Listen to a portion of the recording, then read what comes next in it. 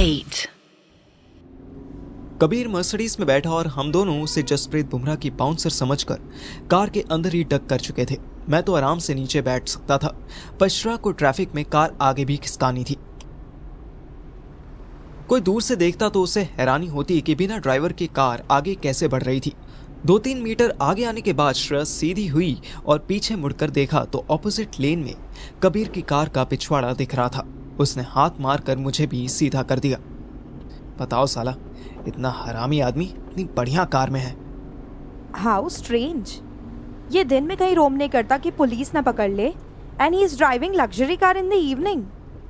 अभी कोई डर नहीं है इसको कि पुलिस पकड़ लेगी। जैसे मेरे बाप की, अथर्व के पापा की या मेरे ससुर की 9 to 5 जॉब होती है, वैसी पुलिस टीम की भी होती है। अब दिन में चेक करते होंगे, रात में उन्हें भी घर जाना है, खाना खाना है, कपिल का शो देखना है, 100 काम होते हैं। हाँ वेरी फनी। बकचोदी करवा लो तुझसे। ओहो, बकचोदी। श्रा द साउथ एक्स के मुंह से करोल बाग का स्लैंग। लगता है शादी की तैयारी पूरी है। तुम जैसों के साथ रहूंगी तो यही सब सीखूंगी ना। एनीवेज, अब क्या करना है? आगे किसी ऐसे रेस्टोरेंट में रोक जहाँ टेलीफोन भी हो, खाना भी खा लेंगे और ट्रक वाले से बात भी कर लेंगे। क्या बात करेंगे हम ट्रक वाले से? श्रा फोन को लेकर जितनी परेशान दिख रही थी, मैं उतना ही काम था। आईफोन हो या हेलीकॉप्टर, जब आपको फ्री में मिला हो तो काहे बात की टेंशन। करेंगे नहीं, करूँगा, मैं करूँगा, तेरे सामने करूँगा, सुन लियो। तुझे परेशानी होना है तो इस बात पर हो कि हम खाएंगे क्या, मुझे तो भूख लग रही है। मेरे तुच्छे तुच्छे जोक श्रेया को हंसाने के लिए कुपोषित साबित हो रहे थे। लास्ट टाइम भी जब उसका फोन चोरी हुआ था तो वो पगलाई पगलाई घूम रही थी। इस बार तो उसके सामने सामने फेंका गया था। टेंशन होनी ऑब्वियस थी।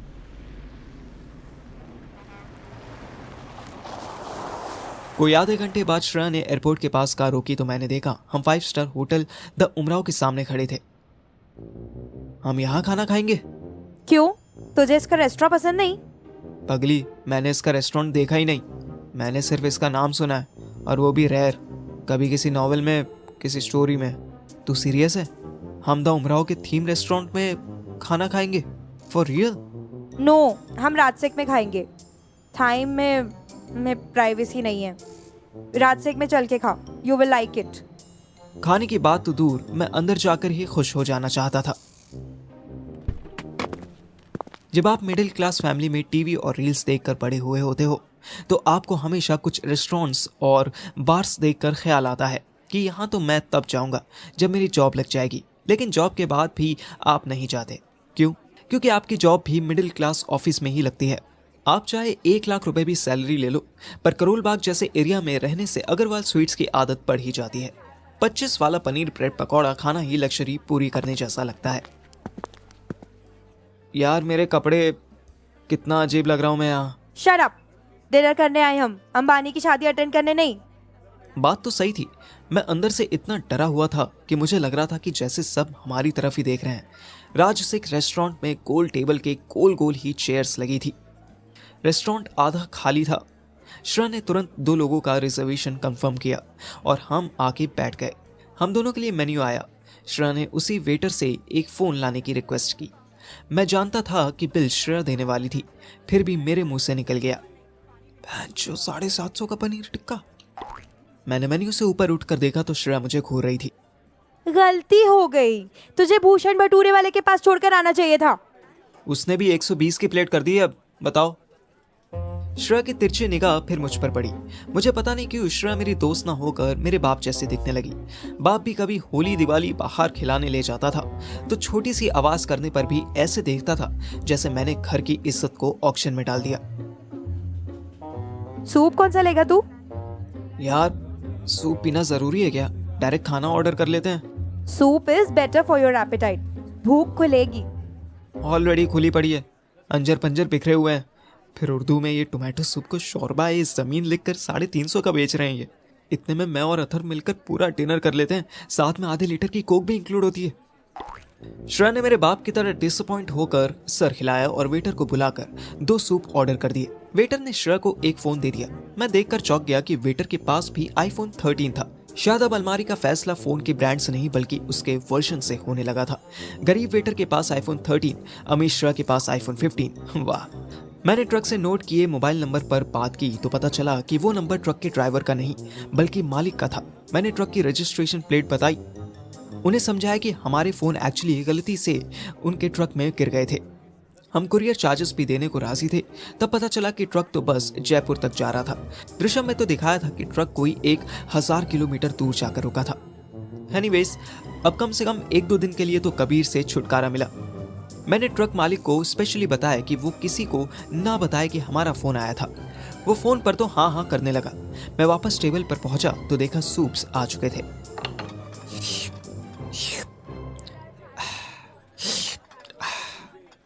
सूप खत्म करते करते मशरूम 2 प्याजा, सब्ज बगीचा, वेज पुलाव, रायता और रोटी भी परोस दी गई। जब मैं कॉल पर बिजी था तभी श्रेया ने मेरे सामने से मेन्यू हटा दिया था। उसे पता था मेरी चिंदी पना पूरे डिनर का सत्यानाश कर देगा। वैसे खाना डिलीशियस था, पर क्योंकि मुझ लीचड़ की नजर रोटी के रेट्स पर पड़ गई जो कि 200 रुपए पर पीस थी, इसलिए मैं चाहकर भी 2 से ज्यादा नहीं खा पाया। मिडिल क्लास वालों को अपर क्लास तक पहुंचने में पैसा उतना नहीं लगता था जितना टाइम लगता है। श्रेया ने 3750 का बिल पे किया और 250 रुपए टिप दे दी। मुझे याद आया कि जाने कितनी बार जब मेरा बाप मुझे शाम को घर आते ही किसी बात पर गुस्से में पीट देता था तो मैं बिना खाना खाए घर से निकल जाता था। तब अथर मुझे 200 रुपए में कबाब और रुमाली रोटी खिलाता था।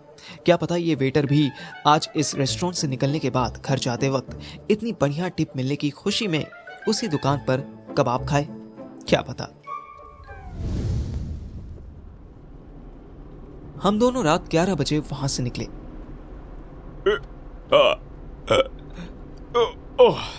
वाह, खाना डिलीशियस था वैसे। कोई चीप जोक नहीं मारेगा कि इतने पैसे में तो महीने भर खा लेते। नहीं, लग्जरी भी जरूरी है और भूषण के छोटे भटूरे भी। दोनों के होने से ही तो दिल्ली सुंदर और सबके लिए अवेलेबल लगती है। एनीवेज, तुम मुंह मत लटका यार, 2 दिन में फ़ोन आ जाएंगे। तब तक घर पे फ़ोन करके बोल दे कि आज तो पिंकी के यहाँ रुकेगी। पिंकी के यहाँ क्यों? मैंने बस स्माइल पास की। अथर मेरे कहने पर छत पर तो आ गया था, पर वो पिछली रात का इतना थका था कि वेट करते करते सो गया। अचानक छत पर किसी एक के कूदने की आवाज से अथर की नींद खुली। उसने टाइम देखा, 12 बजने में 10 मिनट थे। रूम का गेट खुला। अथर की इमेजिनेशन में आयशा की बॉडी फ्लैश होने लगी। उसको रूम के पास आते पैरों की आवाज आई। जाने मन, आप हो क्या? जाने मन कहने की देर थी कि रूम के गेट पर उसे एक छाया दिखाई दी। हाँ, तुम इतनी पतली कैसे हो गई? कौन पतली हो गई? मैं मोटी कब थी? श्रेया की आवाज सुनकर अथर्व की नींद एक झटके में खुल गई। श्रेया के पीछे पीछे मैं भी आ गया।